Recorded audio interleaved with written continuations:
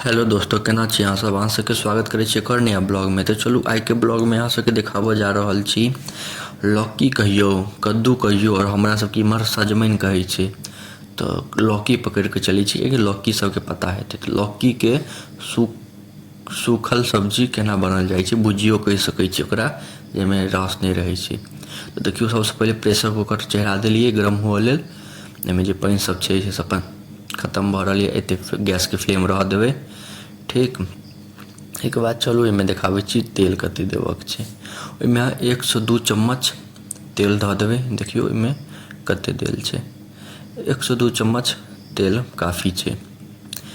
एतेक दऽ देबै, ओकरा गरम हुअ लेल छोड़ि देबै तेलके। ठीक, ओहिके बाद जीर भेल, तेजपत्ता भेल, सूखल मिरचाइ, ईसब एहिमे खसा देबै। ठीक, देख लिअ, एहि हिसाबसँ अपन खसा लेब।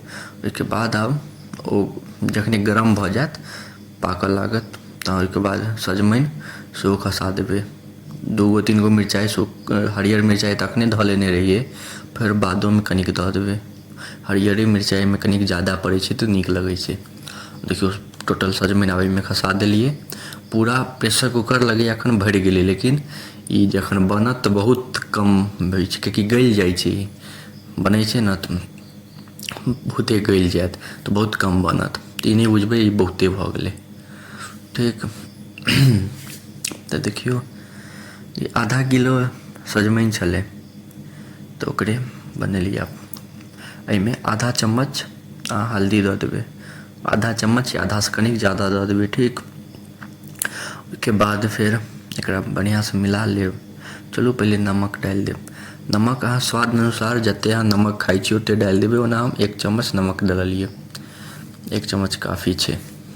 ठीक, नमक डालि लेब। पहिले सब मसाले सब डालि लिअ, ओहिके बाद एक बेरमे सबके बढ़िआँसँ मिला देबै। एहिमे बहुत आसान तरीका छै बनाबऽके, अहूँसब अपन घरपर ट्राई करब बनाबऽके। देखियौ, धनिया दऽ देलिए 1 चम्मच, इहो काफ़ी छै। 1 चम्मच धनिया पाउडर, इहो 1 चम्मच दऽ देलिए। ओहिके बाद अब बढ़िआँसँ एकरा मिला लेब। ठीक, कनि बढ़िआँसँ मिलाएब। पूरा एखन प्रेशर कुकर भरल छै, तऽ मिलाबैमे एखन कनि दिक्कत हैत, तऽ बढ़िआँसँ मिलाएब जे गिरै नहि आगाँ पीछाँ। तऽ बढ़िआँसँ चारू बगल मिला लेब। बहुत आसान तरीका छै, कुकरमे बनेनाइ बहुत आसान छै। एकदम भुजल बनि जायत, एकर रोटी साथे खाउ, भात साथे खाउ, एकदम भुजिया जकाँ भुजल ई बनि जायत सजमनिके। एको रोटीमे रस नहि रहत। देखियौ, सबके बढ़िआँसँ मिला देलिए। ओहिके बाद फेर कनिक और हरियर मिरचाइ दऽ देलिए, कियाकि एहिमे बुकनी दै नहि छी, मतलब की कहै छै ओकरा, मिर्ची पाउडर दै नहि छिए, तऽ हरियरे मिरचाइ कनिक ज़्यादा दऽ दै छी। अपन स्टाइल, गाँव देसी स्टाइल, गाँवके स्टाइलसँ हाथेसँ तोड़ि कऽ दऽ दै छी, कि चक्कू या हाँसूसँ एकरा कटबै, ओनाहि सीधा हाथेसँ तोड़ि कऽ धऽ दै छी। आब देखियौ, अपने पानि एहिमे सँ निकलत, गलत। देखलिए, ईसब अपने सजमनिमे सँ पानि निकलै छै। देख रहल छी। एक बार सबके बढ़िआँसँ मिला देबै, एनाहि रहऽ देबै। ओकर मिलेलाके बाद सब चीज, ओहिके बाद प्रेशर कुकरके ढक्कन लगा देबै। ठीक, एकरा प्रेशर कुकरके ढक्कन लगा कऽ एतेक फ्लेमपर छोड़ि देबै। 2 से 3 से 4 मान कऽ चलू ने, 3 से 4 सीटी मारि देबै। ओहिके बाद उतारि लेब। देखियौ कतेक बढ़िआँ भऽ गेलै। कनिक पानि वानि रहत तऽ पानिके जरा लेब। हमरामे पानि नहि छलै, कोनोमे पानि भऽ जाइ छै ज़्यादा, तऽ पानिके जरा लेब। देखियौ कतेक मस्त बनि गेलै। आब एहिमे गरम मसाला डालि देबै। गरम मसाला 1 से 2 चम्मच, जतेक अहाँके मोन, अपन स्वाद अनुसार डालि लेब।